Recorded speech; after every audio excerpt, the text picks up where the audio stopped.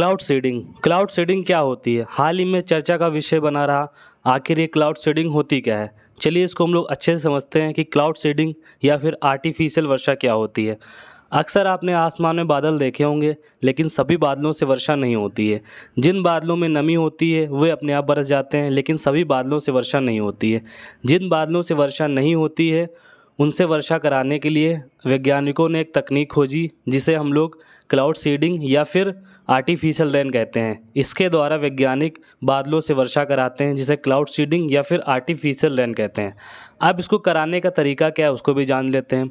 सबसे पहले cloud seeding कराने के लिए सिल्वर आयोडाइड, जो कि एक जहाज है, उसमें बर्नर लगे होते हैं, उसमें सिल्वर आयोडाइड को भर दिया जाता है। फिर जहाज करता क्या है, जहाज जाता है बादलों के ऊपर और सिल्वर आयोडाइड का छिड़काव कर देता है। और मौसम विभाग से पहले ही जानकारी मिल जाती है उनको किस बादलों से वर्षा हो सकती है, किन बादलों से वर्षा नहीं हो सकती है।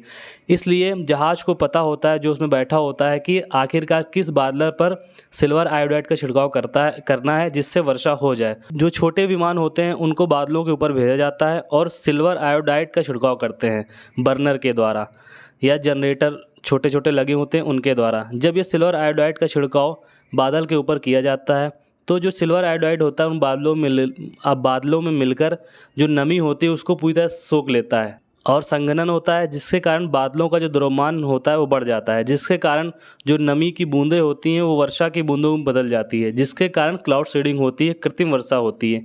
जब क्लाउड सीडिंग या फिर आर्टिफिशियल रेन होती है तो नॉर्मल वर्षा से बहुत ही अधिक तेज होती है और उसकी बूंदें बहुत मोटी होती हैं। आपने देखा होगा जब वर्षा होती है तो उस समय जो उसकी बूंदें होती पतली रहती हैं, लेकिन जब क्लाउड सीडिंग कराई जाती है, आर्टिफिशियल रेन कराई जाती है, तो उस समय वर्षा की जो बूंदें होती हैं बहुत मोटी होती है। ये प्रक्रिया है क्लाउड सीडिंग कराने की।